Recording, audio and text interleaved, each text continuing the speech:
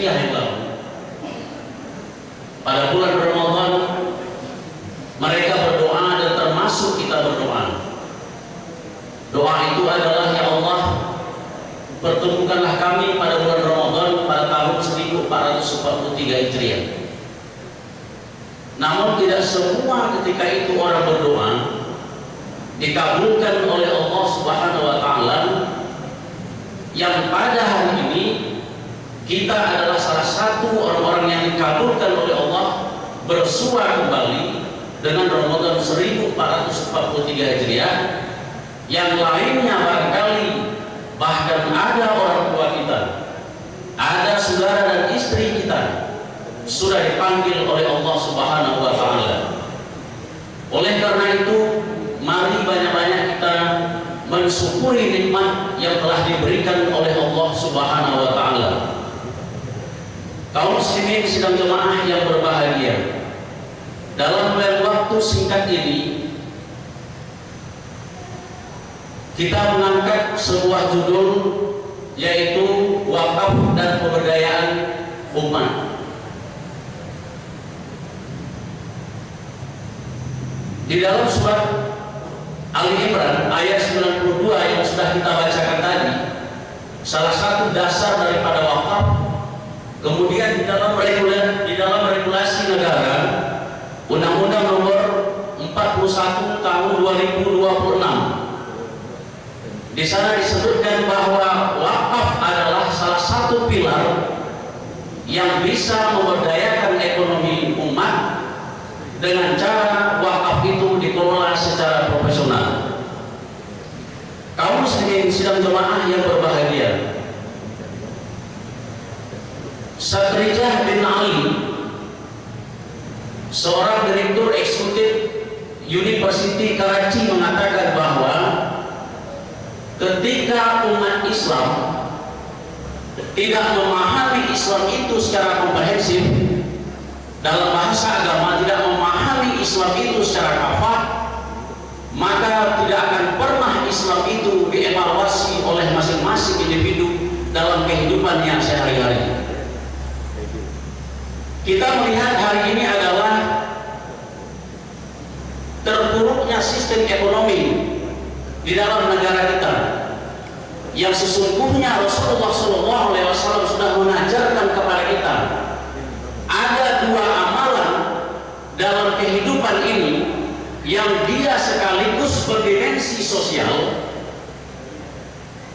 dan sekaligus berdimensi kepada orang bersangkutan dalam makna dia menerima pahala dari Allah Subhanahu wa Ta'ala. Yang berdimensi sosial itu adalah apabila amal itu dilakukan memberikan kontribusi kepada orang lain. Maka ada dua, Bapak Ibu yang saya hormati. Yang pertama adalah ibadah zakat. Allah katakan, wa aqimi sholat wa atu zakat, dirikan sholat dan keluarkan zakat. Yang kedua adalah ibadah wakaf. Yang ibadah wakaf ini adalah bisa memberikan kontribusi kepada orang lain apabila kita memahami wakaf ini secara komprehensif. Di zaman dulu kita memahami wakaf itu adalah wakaf untuk tanah kuburan, sehingga orang kampung ngeri mendengarnya. Wakaf tanah kuburan, kemudian wakaf adalah masjid dan lain-lain sebagainya. Akan tetapi wakaf itu adalah dibagi dia menjadi tiga bagian. Yang pertama adalah disebut dengan wakaf khairi.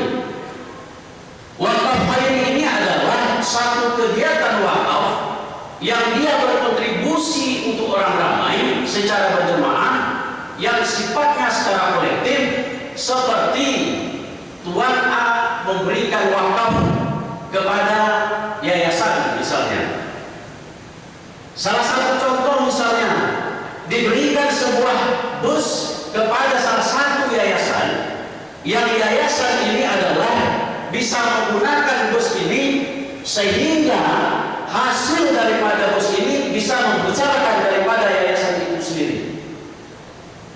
termasuk di dalamnya apakah itu sekolah yang dikelola oleh yayasan atau dan lain-lain sebagainya. Oleh karena itu kaum muslimin yang berbahagia, saya mengajak kepada kita semua, mari kita memahami wakaf ini dalam makna yang sesungguhnya. Jangan kita pahami wakaf itu adalah seperti yang kita sebutkan di awal, wakaf itu adalah tanah kuburan. Yang kedua, ada namanya wakaf ahli. Wakaf ahli ini adalah yang diberikan wakaf ini, yang khusus diberikan kepada turunannya, kepada keluarganya, yang tidak bisa dinikmati oleh orang lain. Misalkan, ketika pada suatu hari Umar bin Khattab bertanya kepada Rasulullah SAW, apa ya Rasulullah kira-kira bentuk daripada wakaf ahli itu? Maka Rasulullah mencontohkan, kalau misalnya 1 hektar ladang kurma diberikan kepada anak paman daripada seseorang, maka itu disebut dengan wakaf ahli.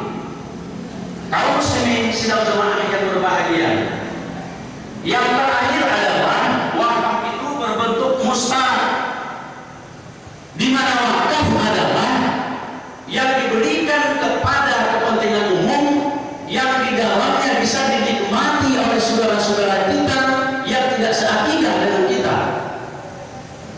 Maka salah satu contohnya adalah seperti penggunaan sumur bor dan lain-lain sebagainya, yang dia tidak berhubungan dengan akidah Islam, yang secara keseluruhan bisa dinikmati oleh masyarakat secara umum. Ini adalah salah satu tujuan daripada pemerintah, bagaimana membangun persatuan dan kesatuan sesama kita manusia. Saudara-saudara kaum muslimin yang berbahagia, oleh karena itu bagaimana wakaf ini supaya dia bisa betul-betul diterima oleh Allah Subhanahu wa taala, maka harus diperhatikan rukun dari syarat wakaf itu. Pertama, harus ada orang yang mewakafkan dari sesuatu benda yang mau diwakafkan. Maka kalau tidak ada orang yang mewakafkan, maka tidak bisa diterima. Itu adalah sebagai salah satu wakaf. Nah, yang kedua, harus ada orang yang menerima wakaf. Kalau misalnya Tuan A berwakaf kepada Tuan B, maka harus ada orang yang menerima. Nah, yang terakhir itu adalah bagaimana supaya wakaf ini bisa diterima oleh Allah Subhanahu wa taala.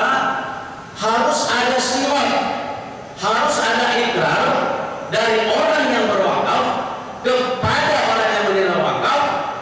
Kaum muslimin sidang jemaah yang berbahagia, itu harus diikuti dengan, kalau dalam bahasa kita, harus ada hitam di atas putih, sehingga wakaf itu benar-benar pertama dia bisa diterima oleh Allah Subhanahu wa taala. Yang kedua, tidak menjadi persoalan dalam lingkungan keluarga ketika orang yang berwakaf meninggal dunia dan tinggal sanak keluarganya. Ini menjadi salah satu tuntutan.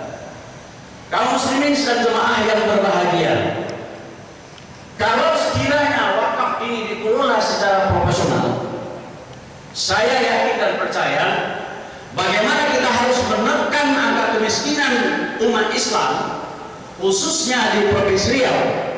Secara bersama kita bisa memberikan wakaf itu dalam rangka mengurangi angka kemiskinan. Bapak-bapak kaum muslimin yang berbahagia, wakaf itu hari ini Pak bisa dalam bentuk misalnya wakaf jembatan. Ini kan barangkali ada yang menyebutkan tabu, dari mana sumber ada jembatan yang bisa diwakafkan. Banyak sekarang orang yang mau wakaf, kalau misalnya 3 orang berkumpul, ada jalan yang rusak, lalu putus itu jalan, harus menggunakan jembatan, maka orang 3 ini dia berwakaf. Bagaimana menghubungkan dari sebelah sini ke sebelah sana, itu juga bisa disebut dengan wakaf.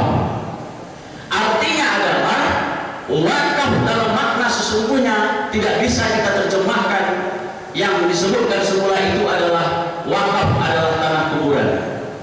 Kaum muslimin sidang jemaah yang berbahagia, demikianlah